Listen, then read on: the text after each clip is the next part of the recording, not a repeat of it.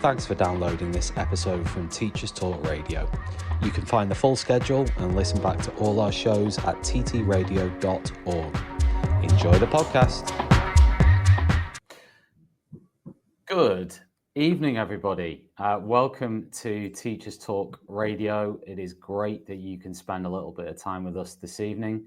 We've got a real cracker of a conversation coming up all around maths and exam busting and myth busting and exam preparation, how to get the best out of your students, also how to help yourself as well as a maths teacher at any phase or level. And this show is brought to you with OCR Maths. So we've got plenty of expertise there too that we can share. So really looking forward to the conversation. And yeah, we're going to be with you talking about that. If you want to get involved in the conversation this evening, then of course, tag us at TT Radio Official. Send us your questions and comments. If you're watching this on YouTube or X, then you can just share your comments, say hi, say where you're watching in from if you can as well. Do say, and yeah, be part of it. So I'm privileged to be joined by my wonderful co-host, Catherine Clark. Catherine, how are you? Yeah, not too bad. Thank you very much. Getting to wear my swanky t-shirt today with my Teachers Talk Radio logo on. I'm very excited about it. I did notice that, and I'm loving it. So that came, if anybody knows, we ran an event about a month or two ago called TTR Connect, and everyone got a t-shirt. So it's like 15 t-shirts. So don't feel too special, Catherine. Plus, I've never mentioned Catherine and thanked her at the end. I didn't mention it. Out of all the 16 people who were involved, I didn't mention Catherine, did I? No, actually, I should have said no when you asked me to do this as a payback, but, you know.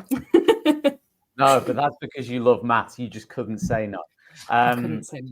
So, anyway, Catherine, I'm gonna hand over to you. Tell us a little bit about the show and what's happening, and tell us about our guests that we've got. So we're joined by Neil and Caroline this evening. They're going to be talking to us about exam prep and myth busting in maths exams, pretty much from the perspective of OCR and how they can support you in helping your students get ready, particularly for their GCSE exams. So looking behind the scenes of how the exam papers are made and figuring out what you can do to best support your students in the run up to them. So we'll just do a quick intro. I'm going to start with Caroline. Ladies first. Can you tell us a bit about you and your job, Caroline, in case people don't remember our last conversation? To be fair, I don't remember what I said last time. So yeah, I'm Caroline. I work at OCR. I'm on the maths team with Neil along with 3 other colleagues. I've been there a long time, always involved in maths. That's all there is to say really about me. But fair enough. Maths geek like me, that's all we need. Neil, how about you? Well, yeah, as Caroline said, we're both in the maths team, so we support our maths qualifications. That's a variety of different aspects of whatever teachers need in order to help deliver our qualifications. So looking at resources, delivering training, preparing training, going out and speaking to, various regional meetings or conferences, or doing events like today.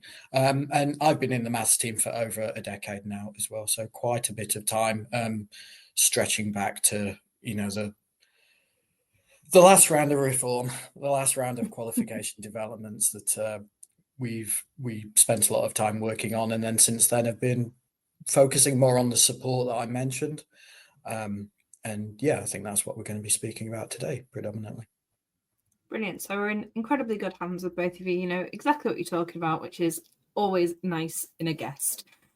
So let's get started thinking about exam preparation then to start off with. What do you think that teachers could be doing to effectively embed exam prep into their teaching through the year? Well, I mean, there'll be a variety of different ways that we could suggest you'd go about it. I think that would be a really good one for kind of like any listeners to kind of like pitch in with any ideas, kind of like get some suggestions going.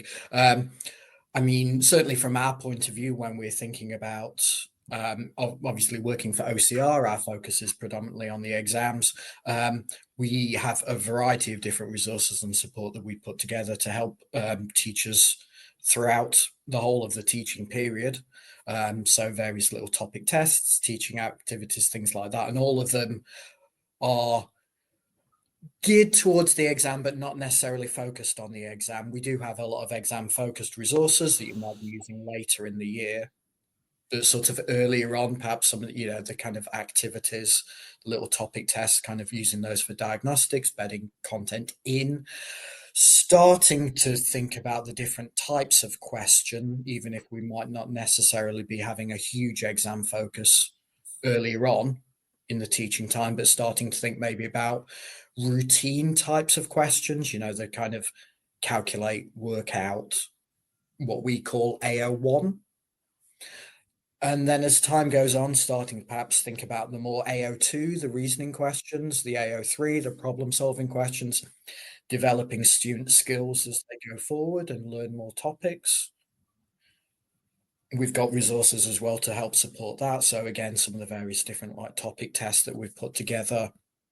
And then starting to think about the more exam preparation focused resources. So the different types of question papers that we've got, which I'm sure we can speak about more as we go forward. But sort of building students towards the journey, the full length exam papers gradually, not just kind of sitting students in front of a full length 90-minute paper immediately. We've got to kind of make sure that teachers are building students towards that, but also we're putting together resources for that journey as well. So do you think that that's something that goes kind of across a year group, or is it the whole key stage that you're kind of advocating for that approach for with those resources? Certainly across the key stage, really, we've got various resources, if we talk about GCSE, focus on that, for example, we've got resources that you'd be able to use with students throughout year 10, delivery, looking at, again, not to repeat, but the various different types of tests that we've got building up from individual topic items through to more larger content sections and starting to build those through. So yeah, across the whole key stage, really. Brilliant. What kind of milestones do you think that teachers should be aiming for then when you're thinking about those different approaches and kind of components for exam prep that you're talking about? So Caroline, I'll throw that one to you. What kind of milestones do you think we should be working towards? I guess it's making sure that the way we've designed our spec is that we've got 3 levels, the 3 columns of content. So it's making sure that they're firm in their understanding of that initial column, which is the stuff that we expect them to probably have already come across earlier on in their school life, and then just building on it. And I mean, the specification is a great way of seeing how they should be building. Obviously, foundation, they wouldn't need to cover everything, but that's there to help them. Brilliant. What do you think are the best ways to build that student familiarity with the exam papers in that kind of build up? What do you think is the best way teachers can make them familiar?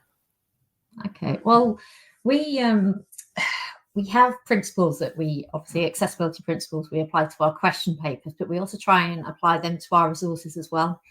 So one example, we have a list of names we use, and those names should be appearing in the other resources that teachers can be using from us.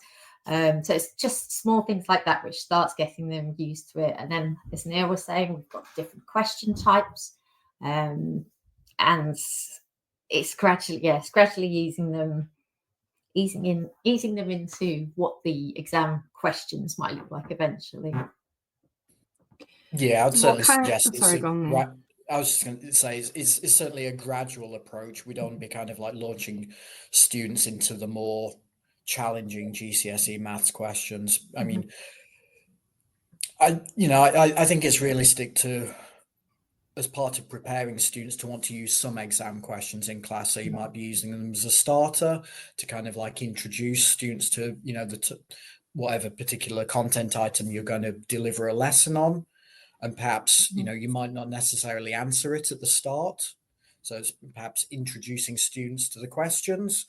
Then you go off and have a look at different approaches that you might have, how you might solve that, and then you might bring students back a bit later on to look, oh, hang on, so what have we covered in this lesson? How might we then solve this exam question? And then sort of you can set students off looking at further examples as well, kind of looking at different comparable questions, but also kind of questions that might look a bit differently as well, but might require students to use the same topic. So giving students that kind of exploration of how some questions can look quite different on the surface, but underneath them, the maths content that you might use to solve them can be similar across those. So yeah, in short, there's a variety of different ways, but it's about building students in gradually, making sure that they're supported, and making sure that they're not kind of scared off, for want of a better word, by launching into too demanding questions right at the start. I think that's a clear thing right from the start. Could I ask a question about because as you know, my maths sort of particularly current knowledge is quite limited, and maybe some of our watchers or listeners they may be trainee teachers just starting out on the journey or whatever. What I mean, in history, I could tell you what a less demanding or a maximum demand challenge question would be. Like a maximum demand challenge would be like an essay question, 16 mark, 12 mark. Sort of the easier question might be like a describe question for 4 marks, or and then graduating up from there. So I know that may not transfer across quite as easily, but I mean, when you say like the most challenging questions, what are they? Can you give, what do they actually look like? Yeah, I mean, it's a number of different factors that influence the demand of questions in math. So there's a variety of things I can talk about. I think if anyone wants to sort of get a feel for kind of like what are the least demanding questions, what are the most demanding questions in one of the exams, then pick up a question paper, have a look at the questions at the start, and then flip to the end, because the questions do build gradually in terms of demand as we go forward. But to come back to the question of kind of what influences the level of demand of maths questions, there's a variety of different things, and obviously every student's going to be unique in kind of like how they are responding to particular questions, but the topic is certainly going to be one of them. And Caroline mentioned earlier that in our specification, we've got kind of graduated levels of demand that kind of build up in terms of particular topics. So the topic is going to be one, and there's particular specificities within the specification for that. But there's also the skills, which we touched on earlier again. So it's kind of the AO1, the routine, the AO2, the reasoning, and then the AO3, the problem solving. So alongside the content, there's also the skills, the assessment objectives, kind of what you actually have to do with the content. And all of those work together. So at the end of the paper, you could have a question that is routine AO1, but on quite a challenging topic. Or you could have a question that was still quite demanding. Maybe it was on an easier topic, but might have a greater degree of sophistication in terms of the problem solving that was required. And then you might get really challenging questions that are, the more challenging topics, but then with the more challenging skills as well. And so it's kind of that level of building and progressing that we have in maths exams. There's other factors as well going on, kind of whether it will be a calculator paper or a non-calculator paper, the methods you might be expecting students to use, whether it's a question that's just on a single content item, or whether it's one of those questions that require students to use and know a bit of algebra in a probability question, or fractions in a statistics question, one of those where it's bringing together two different topics. I was saying ouch, by the way, in case you didn't hear that, because I was on mute.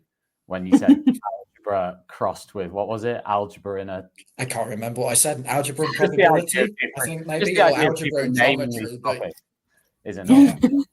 Yeah, I mean, there's similar things in history.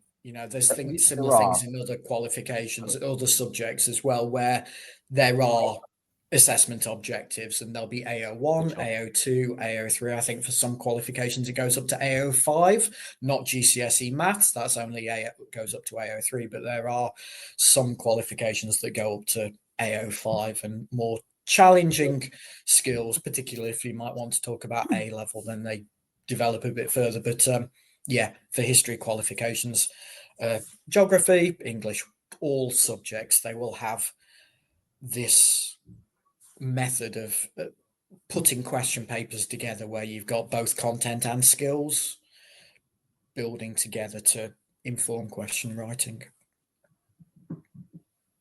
One of the things I was wondering about while you were speaking was about kind of command words and how they play a role in kind of the writing and the demand of those questions. Can either of you tell us a little bit about how those command words might help students be successful, or in some cases unsuccessful? I think is probably fair to say. They probably find some more challenging than others. Yeah, that's fair to say. We do have a fairly restricted number of command words. It was decided that to help with the accessibility, that actually having a definitive list would be useful. So we have a document which we call Exploring Our Question Papers, and actually that goes into a lot more detail on there. And within that, we have a list of command words which are mathematical. So, for example, it might you've got the difference between plot and sketch, and within that, there are posters that can be printed out. So again, it's just that familiarity. Students getting used to what is expected, and it's these posters contain, if it says write down, this is what we're expecting them to do. So we've got that, and then we've also got the non-mathematical ones as well. So yeah, we've got those which will hopefully help in that. Can I just want to nip in because again, I'm interested to know what are the most challenging command words in the math. Have you got like one or two where you say, oh, that always catches people out? I think it largely depends on the question type. So for example, there are certain AO2 questions, reasoning questions, which nearly always have a show that. So show that the words in themselves are very simple, but actually with the AO2, and they're actually having to tell us why they're doing something, or actually showing us what they're doing. That's something they really struggle with. And as I say, it sounds simple, but that is one of the probably the biggest ones. Yeah, so it's perhaps not necessarily linked to the words themselves, but it's more the skills that come through with them. So yeah, as Caroline said, show that, fairly straightforward words, but we do see students struggle when those sorts of questions come along. It's a higher level skill, right? Yeah, it's exactly. a kind of it's approaching proof, or actually a proof in some cases, and that is something that the generality of things is quite often something the students find quite difficult, I think. Yeah, and I was just about to say prove is another one. So yeah, I mean, it's about student familiarity, and we are using these words consistently in the question paper. So if students are doing mocks or any of our little topic tests, things like that, they will be encountering these words, so they should be familiar with show that, prove, and all of the other different command words. So there should be the familiarity, but at the same time, they are linked to skills. They are linked to things that the students should be carrying out within the exam. And that's kind of where, we do see particular challenges. So yeah, some of those kind of show that, prove skills are continually seeming to be amongst the questions and amongst the skills that students do tend to find quite challenging in the exams. We've seen that over quite a few years now. So kind of linking to that for me is this idea of using examiners' reports, because I imagine that's the kind of intel that comes through, like, those students didn't do well with the show that questions because we can see the data behind it.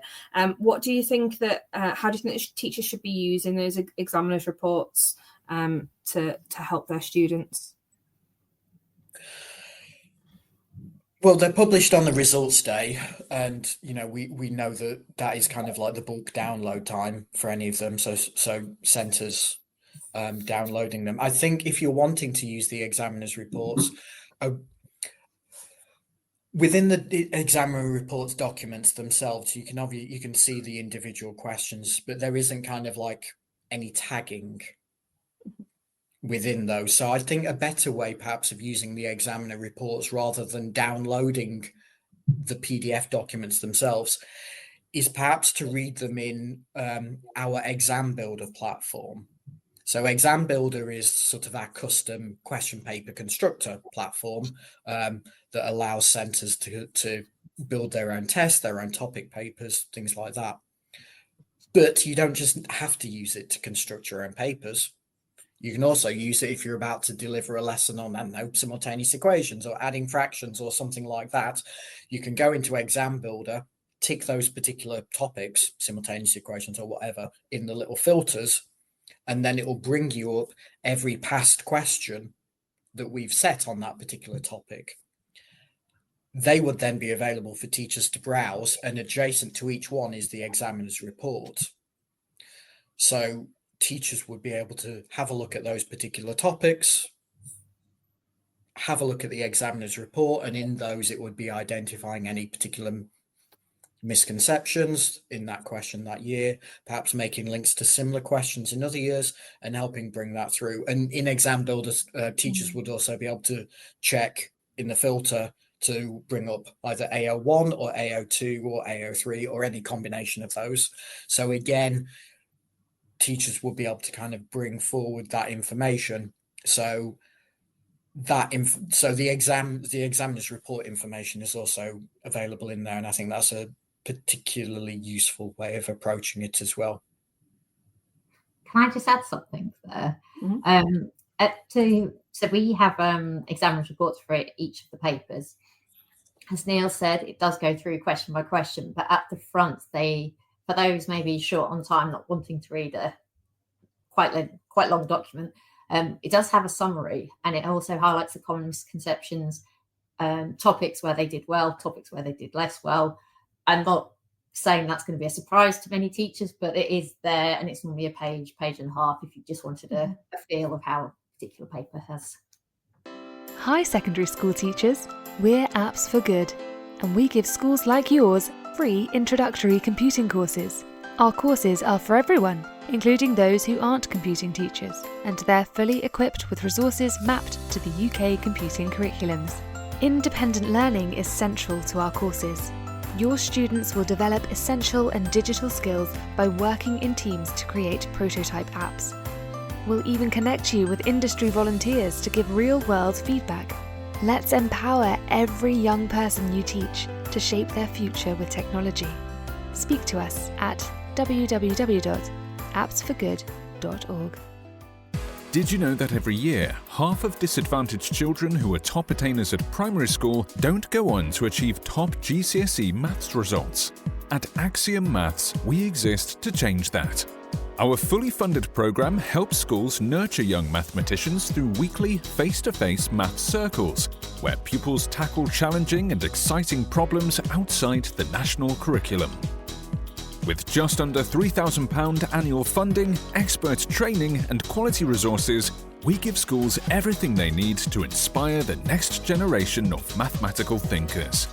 Want to make a difference? Visit axiommaths.com today and join over 400 schools delivering math circles across the UK. Meet 2025 BET Award winner Kialo EDU, the 100% free tool for thoughtful, inclusive classroom discussion. On Kialo, students contribute instantly and simultaneously to create an interactive map of a discussion, deepening their subject knowledge and enhancing their critical thinking skills. Set tasks, track participation, and provide personalized feedback in just a few clicks. And since it's compatible with all your favorite LMS platforms, it slots seamlessly into your existing workflow. Over 1 million educators and students are already using Kialo to make the world a more thoughtful place. Join them today at kialo-edu.com. This show is brought to you in partnership with John Catt Educational, publishers of professional development books and resources that support great teaching and learning in schools around the world. Don't miss out. Level up your professional development today and visit johncattbookshop.com to explore the full range of titles. Use the code JCTTR2425 for 20% off your order. Happy reading. Has been received. And we've also run training on the examiner's reports as well. And when I say training, I mean essentially one of our examiners going through as part of, the post-exam feedback and kind of delivering it as well. So as Caroline mentioned earlier, we appreciate not everyone might have the time to read a full examiner's report from top to bottom, but we do also run training sessions on them where one of the examiners will kind of go through pulling out particular points and, important aspects of that series of exams. So they're available for teachers to book onto. They typically run kind of October, November after the summer series. So yeah, I think another way that we're kind of trying to get the information out there in kind of different formats for different, ways of teacher engagement with our materials.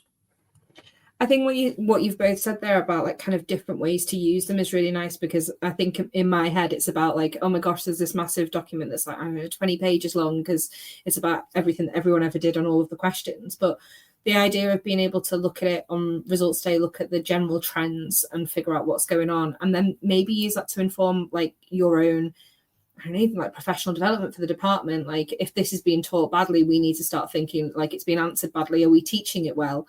And then also looking at the exams, the exam questions and the examiner's reports with them before teaching a topic. Like I think in lots of teachers' heads, using the exam builder would be, the last thing they do to make an assessment towards the end of a topic, but actually looking at the beginning is quite a refreshing way to look at things so that you can kind of get ahead of the game. I like that a lot. I imagine this is the kind of period of time where I think this question is probably going to be the one that people want the most. What should people be doing to use their mock papers to help their students and inform the support that they give them, particularly in this crucial part of the year in the build up to the papers themselves? How can you help them to get the most out of the performance data? Okay, so thinking of kind of diagnostics and that kind of information. Okay, so so for all of our past papers and what I'm going to call the amended papers as well, so kind of what we call the alternative papers and the various sort of grade 1 to 4, the grade 4 to 5 practice materials. For all of those types I've just mentioned, we publish QLA grids, spreadsheets. They're available to download. Teachers can get them from the secure area of our website, Teach Cambridge, our secure resources platform. All teachers need to do with those essentially is to kind of input student marks per question. And then those QLA grids will give a wealth of different diagnostic information all about student performance. And you can do that via looking at the whole class or individual students. So it'll total up the marks. It will kind of give students a grade, but then it will look at performance across the content areas. So number, algebra, geometry, ratio, etc. The assessment objectives that we mentioned 15 minutes ago, the AO 1, 2, and 3, and information about the common questions as well, aka overlap questions. So those that appear on both tiers. So that might be useful to kind of inform teaching decisions, perhaps a bit earlier in the year than now. If you're doing kind of like a mock around Christmas time, kind of like inform tiering decisions in advance of the February entry deadline. But they're available. So that would be a really simple way of getting some quite in-depth diagnostics based on just a mock paper or any of the amended papers that are available. Can I ask what you mean by the amended papers, just so anyone who's not familiar with you guys and what you offer has got a bit more of an idea? Sure. So the first of the types is what we call alternative papers. So they're the question papers where we've taken for example, the original Summer 23 papers. And we've gone in there and then we've changed all the values in questions. So if the original paper that students sat in Summer 23 was about, I don't know, a character having 7 bananas and 3 apples, we'll have amended it in the alternative paper so that they've got, I don't know, 3, I can't remember the values I said now, but 1 apple and 12 bananas, whatever. So students have got to, make a new calculation, but the wording is essentially the same. The skills are the same. The content is the same, which means you can use them for comparability purposes as well. So that is what we call alternative papers. There's then another form of question paper that are the grade 1 to 4 practice materials and the grade 4 to 5 practice materials, and they're essentially half-size question papers. So perhaps as part of a student's journey towards sitting a full-length 90-minute paper, you could use the grade 1 to 4 or the grade 4 to 5 practice materials with students, and they're 50 marks. We recommend about 45 minutes.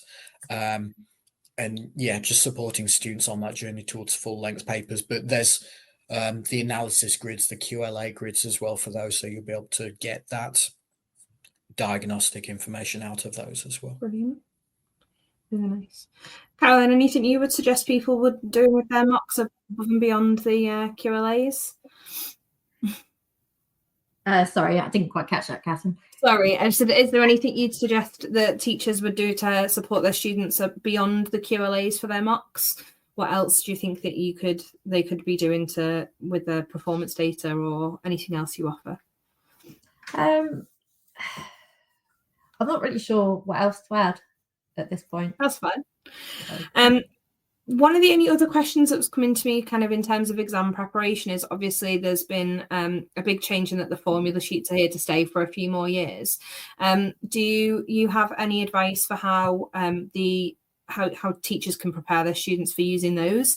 Is there anything that you would recommend them doing that people maybe do well, or you've seen examples of them being used badly? Yeah, you're right if I start, Neil. Please. Anything I haven't said. As with the exams, it's familiarity. So it's having those formula sheets available to them in the classroom when they are doing questions. It's knowing what they're for, how they can use them, when's best to use them. You basically want, the students to be getting into exams going, oh, okay, so I've been asked to do this, I need this formula. So it comes more naturally because they're used to doing it in the classroom and actually using them.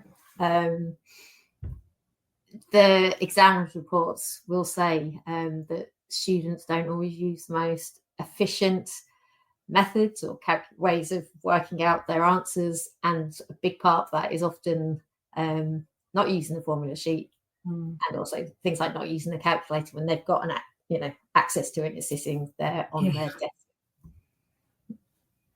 Yeah, definitely. I think every series we've had so far, the examiners' reports have made mention of, didn't really seem like students in many cases use the formula sheet to the best of their advantage. So yeah, it's about making sure that students are reminded it's there for their use, and students are putting it somewhere on the exam desk visible, not hiding it under the question paper where they might forget about it, but putting it up in the top right or the top, wherever's best for them, just somewhere where they can see it. And then just practicing using it. So there's a couple of, I know not every formula has a diagram on, which we can perhaps talk about if needed, but there are some diagrams on there. But the shapes that students might be given in the question paper might not mirror that, might not be exactly the same as that diagram. So, if a triangle is that way up on the formula sheet, students might be given a triangle that's that way up or that way up, in the question paper. So it's about students being familiar with how they use what they're given as well, and making sure that if they're given a triangle that is the mirror image of the one that's on the formula sheet, making sure that they can label it, making sure they know how to get everything on the shape that that we need.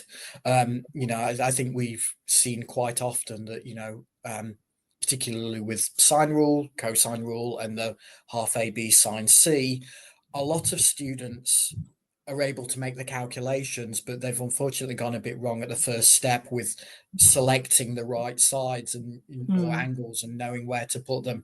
So it's about that, engagement with it and that familiarity. I think the only final thing I'd say about formula sheets is just remind students it's there in the exam for them to use how they wish.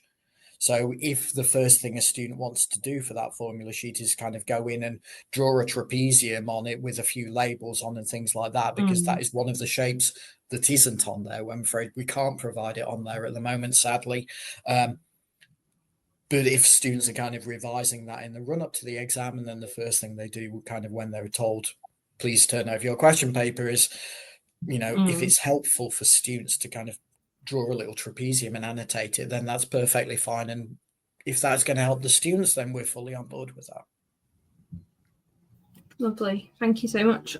Before we move on to some myth busting, is there anything else that you want our listeners to know about the things that OCR offer for exam preparation? I know we've focused quite a lot on kind of collections of exam questions in particular, but is there anything else that you've not mentioned that you want to make sure we get in? I've got one thing I'd like to mention. A useful thing that teachers can be doing with their students is that our papers at OCR, they are 100 marks each, and each paper is 90 minutes. So just as a useful tip for students, it's roughly a minute a mark. So if they've got a bigger question, then they can think, okay, I do need to spend a bit more time on this. But likewise, if it's a 1 mark question, it's something that they need to do and move on. So just using that they can use it as a guide to help them with how much time they should ideally be spending on each question. Yeah, it's a really nice bit of exam technique there. Anything else from you, Neil? Yeah, I think there's plenty of other resources that would be useful as exam preparation we've not covered. So, for example, revision checklists, we've got those published. They're available to obviously help support students in revision and make sure that they're covering every topic.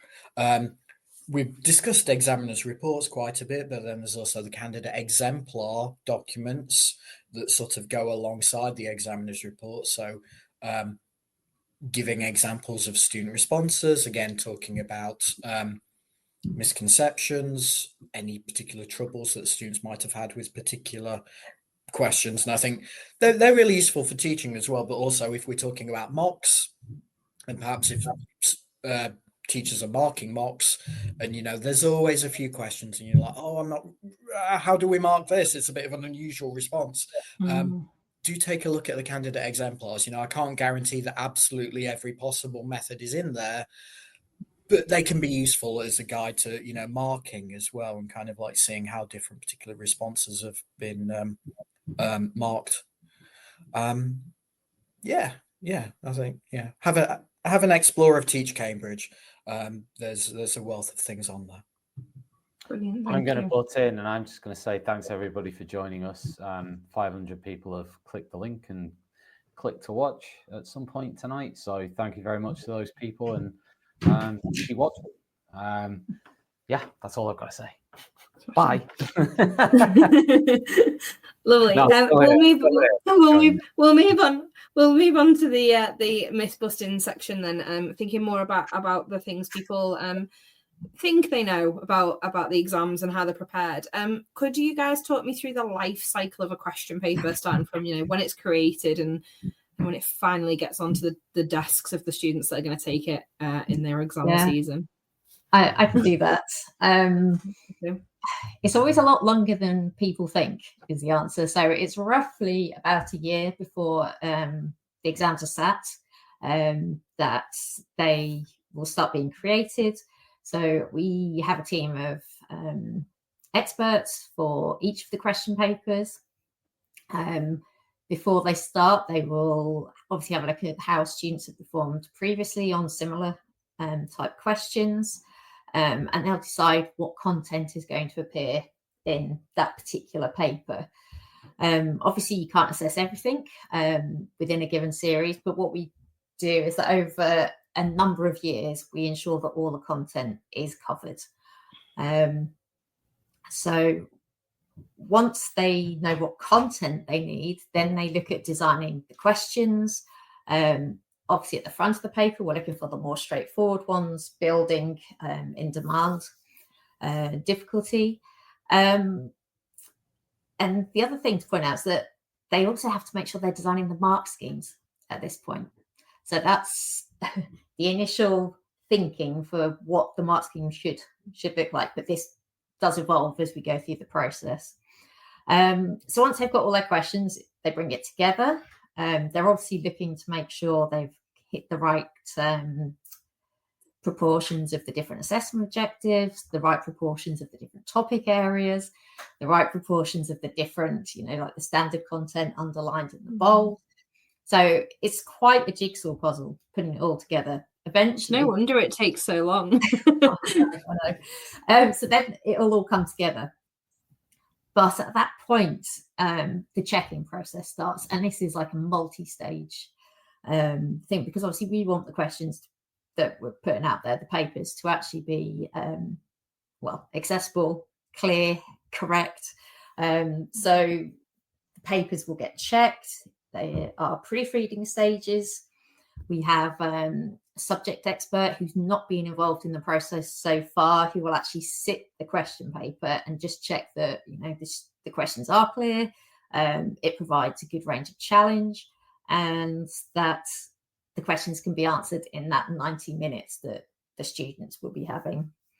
After that, there is one more final check, and then it's signed off, printed, and then each summer I think we send out 500, just over 500 exam papers, and they go out, and that does obviously include modified papers, so large print and braille. So it takes about a year. Wow. It's a very involved process. I think as a teacher, obviously we only see the end result, don't we? So it's but it's nice to know. It's nice to know how much thought goes into them. You mentioned the mark schemes being made from the get-go. How do they kind of change and get modified over time? Is there anything that changes? So obviously the initial questions are put together, the question papers come together, and then we have somebody within the team who will oversee all of the papers, like the 3 foundation papers, the 3 higher papers.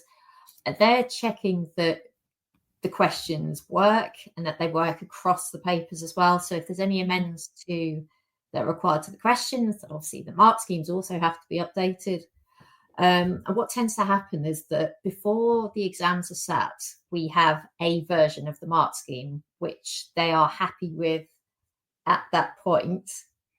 Once the exams have been sat and they've had a chance to mark a few and get a feel for what students are doing, they might actually find that students have they've answered a question in a completely different way.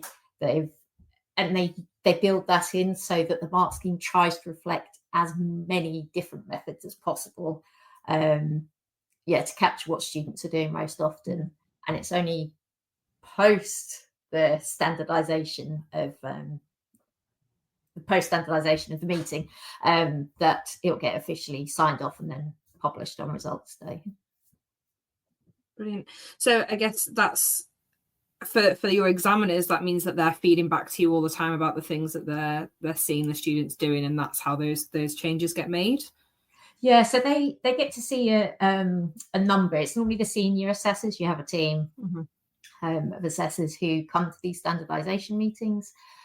In advance, they will have had a look at a number of scripts, and they will as you say, feedback to the principal examiner who oversees the whole paper, the sort of things they're coming up against. And then they have several days of meetings where they finalize it at that point, having looked at more scripts together in the meeting. So again, and then that's how you end up with the consistency of all the examiners across the country marking in the right way for all of the possible things. Lovely. So you mentioned a little bit about how the examiners are trained there. So kind of, if you're not a principal examiner or a lead examiner in that process, what does that look like for you? How are you going to ensure the consistency to that mark scheme? Okay, so at the standardisation meeting, the senior assessors will mark a number of scripts. And what happens is that each of the examiners will be given those same scripts, which they have to mark, and then they are how they perform on them is fed back to their team leader.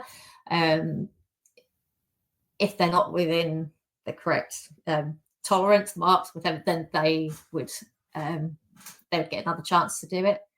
Once they're approved and they're allowed to start marking, what happens is that as they're marking randomly, they will have an already marked script done by the senior assessors dropping in to their live marking, so that there's a way of monitoring and that they are being consistent, they're keeping the standard, and that is how the standard is kept across all of the different assessors. And obviously for some papers we do have hundreds of them.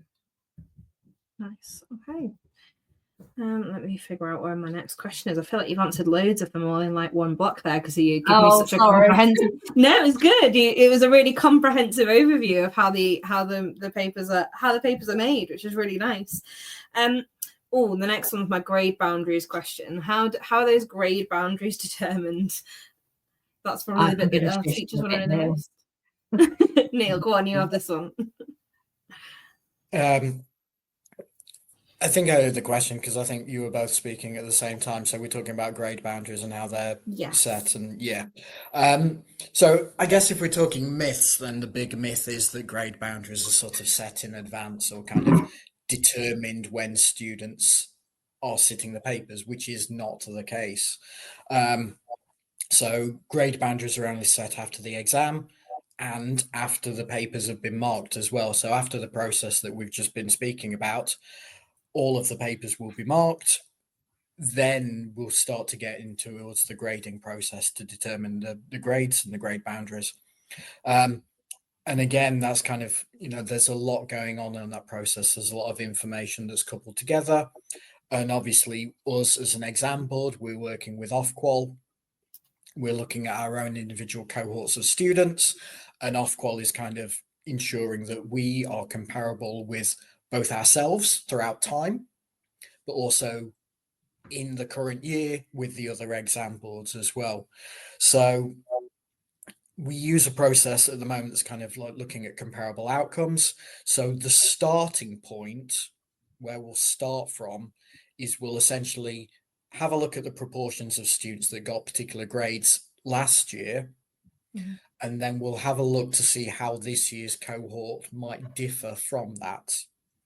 So us as OCR individually will have various pieces of information that will tell us about our individual student cohort, and particularly one of the important pieces of information is how our students, our OCR students, did back in Key Stage 2. And all the exam boards will have that, and we'll have that data, we'll have had that data last year and the year before that and the year before that. So we can use that to sort of get a feel for how sort of the level of ability of our individual cohort compared to other awarding bodies. And we can also start to say whether kind of this year's cohort is kind of more highly performing than last year's or less strongly performing, things like that. So that can get fed into the grading as well. Then there's also further things. So particularly for maths, you may well be aware that we've got the national reference test that a number of centres sit in March with their year 11 students in advance of the summer exams. And that can also be fed into this process to get a feel for, nationally, whether there's been any great change in terms of student performance that can also feed into the grades that are awarded. So essentially we start off initially from a position of comparability. We sort of say, where would things be if everything was the same? And then we start to look at where things might be different, prior achievement, national reference test, things like that, so that we're building in comparability, but also there is room to move where the data tells us we should be moving in terms of grading. You know, I've often heard things about, you know, quotas of grade 4s or grade 9s or grade whatever, things like that.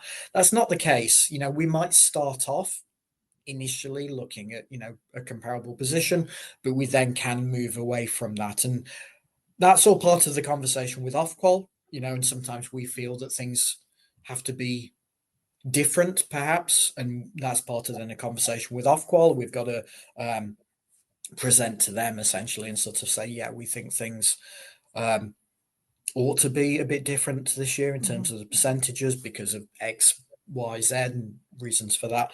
And then essentially Ofqual either agrees with us or disagrees with us, the grade boundaries are confirmed, and then the actual process of issuing grades to students can happen.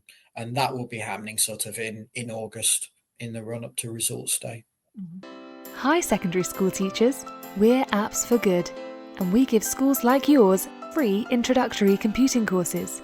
Our courses are for everyone, including those who aren't computing teachers, and they're fully equipped with resources mapped to the UK computing curriculums. Independent learning is central to our courses. Your students will develop essential and digital skills by working in teams to create prototype apps. We'll even connect you with industry volunteers to give real-world feedback. Let's empower every young person you teach to shape their future with technology. Speak to us at www.appsforgood.org. Did you know that every year, half of disadvantaged children who are top attainers at primary school don't go on to achieve top GCSE maths results? At Axiom Maths, we exist to change that. Our fully funded programme helps schools nurture young mathematicians through weekly face-to-face maths circles, where pupils tackle challenging and exciting problems outside the national curriculum. With just under £3,000 annual funding, expert training and quality resources, we give schools everything they need to inspire the next generation of mathematical thinkers. Want to make a difference? Visit axiommaths.com today and join over 400 schools delivering maths circles across the UK. Meet 2025 BET Award winner Kialo EDU, the 100% free tool for thoughtful, inclusive classroom discussion. On Kialo, students contribute instantly and simultaneously to create an interactive map of a discussion, deepening their subject knowledge and enhancing their critical thinking skills. Set tasks, track participation, and provide personalised feedback in just a few clicks. And since it's compatible with all your favourite LMS platforms, it slots seamlessly into your existing workflow. Over 1 million educators and students are already using Kialo to make the world a more thoughtful place. Join them today at kialo-edu.com. This show is brought to you in partnership with John Catt Educational, publishers of professional development books and resources that support great teaching and learning in schools around the world. Don't miss out. Level up your professional development today and visit johncattbookshop.com to explore the full range of titles. Use the code JCTTR2425 for 20% off your order. Happy reading. So that's essentially it. Go for it. I was going to say there's one other part to this. It is exactly as Neil said, but we do also have the principal examiners, the senior assessors. They also use their judgment as well. So there are two aspects to it. There are the statistics, but there's also the people who mark the papers. They look at them. They have a look at the previous papers. They use stats, as Neil referred to, and they actually do use their expert judgment as well. So there is the human element to it as well as the statistics. Yeah, what kind of and thing they'll would they specifically be focusing on grade boundaries. So, for example, they'll have a look at a student script on the grade 4 boundary last year to give an example of that sort of level of performance, and then they'll say, well, we're thinking of sitting the grade 4 boundary here. What is the performance of a student on that mark? One below, one above. Whereabouts is what we feel to be broadly comparable student performance across those, years as well. So we're building in the comparability there. So yes, well done, Caroline. I neglected to mention that. That answered the question that I was going to ask as well. So we're all on the same wavelength. Very nice. So we mentioned about kind of the feedback that the examiners give you, particularly on the mark schemes, and then also the feedback that they give for the grade boundaries. What does it look like for you getting feedback from schools and students, and how does that influence what happens in the future? Okay, well, we run after each exam. We have a post-exam survey where we're looking to get some information from teachers on the immediate feedback that they've had from students. So literally, they've come out the exam hall, and that we want to get a feel for how they've done. It's always interesting because there'll be some who'd be like, "Oh, that was so much easier than I thought," and others would be like, "That was the worst paper I've ever seen in my life." We get the full range. But then something which Neil's really involved in is the social media monitoring. Quite a lot of stuff can appear there, and I'm going to hand over to Neil for that bit because that's an area he looks after.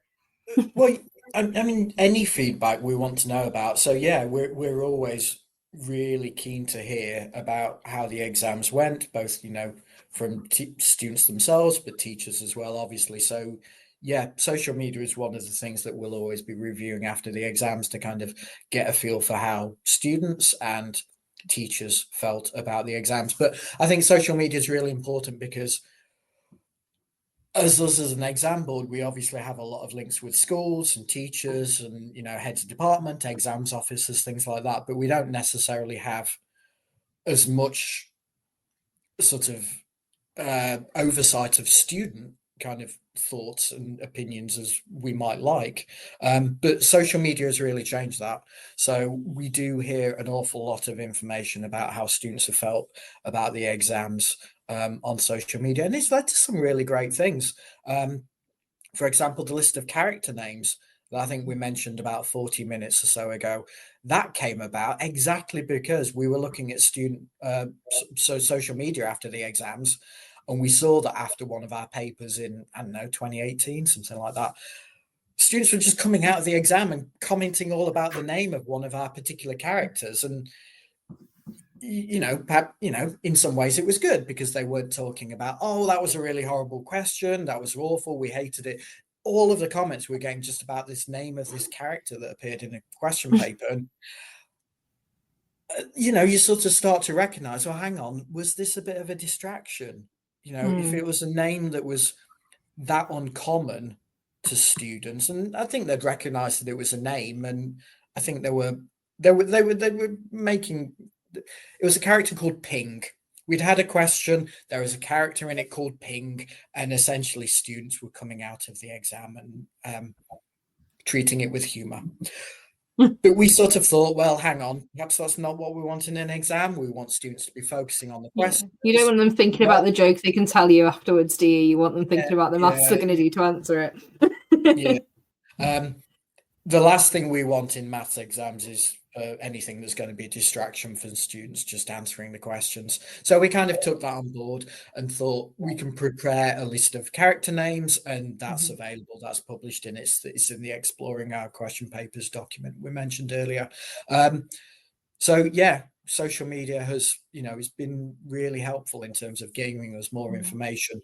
But yeah, in short, if anyone wants to talk to us about the question papers, good or bad, please do get in touch. There's the survey that Caroline mentioned, email, phone, social media, whatever people prefer. But don't ever be shy about letting us know about the exams, because all of it is really useful and all of it gets taken forward and fed into future exams as well. So please do let us know your thoughts on any of the exams.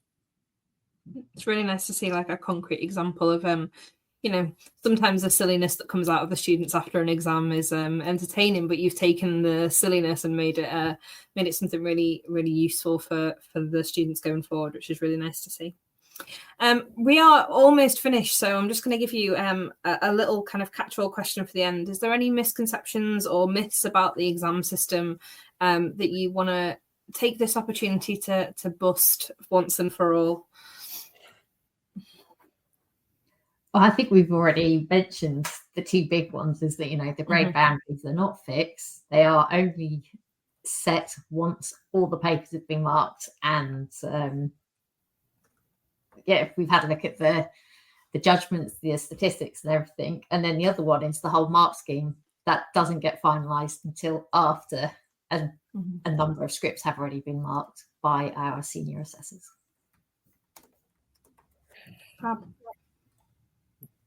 Neil, anything from you?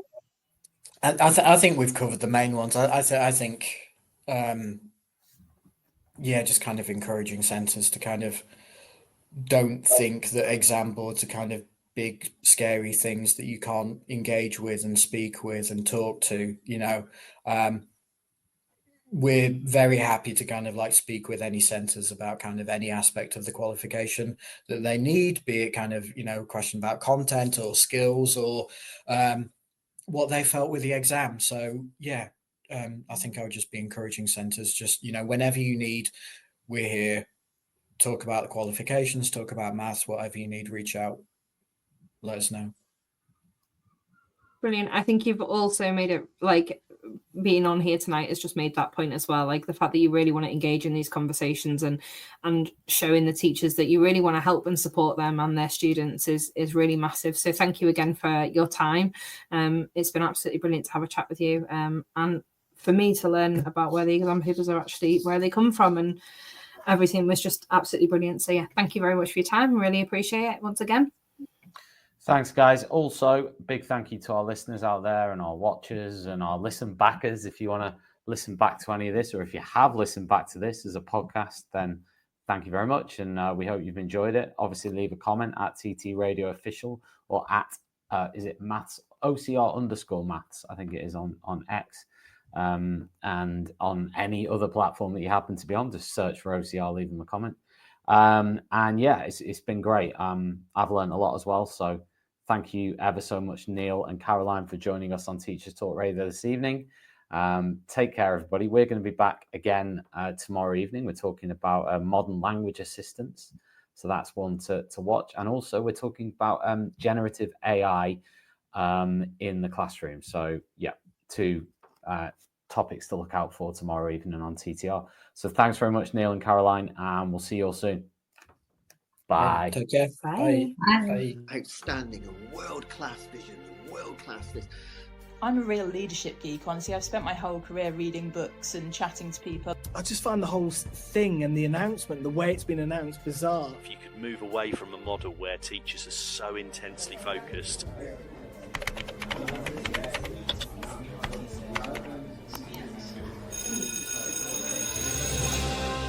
You've been listening to Teachers Talk Radio. Tune in live and listen back at ttradio.org. We look forward to hearing from you next time on Teachers Talk Radio.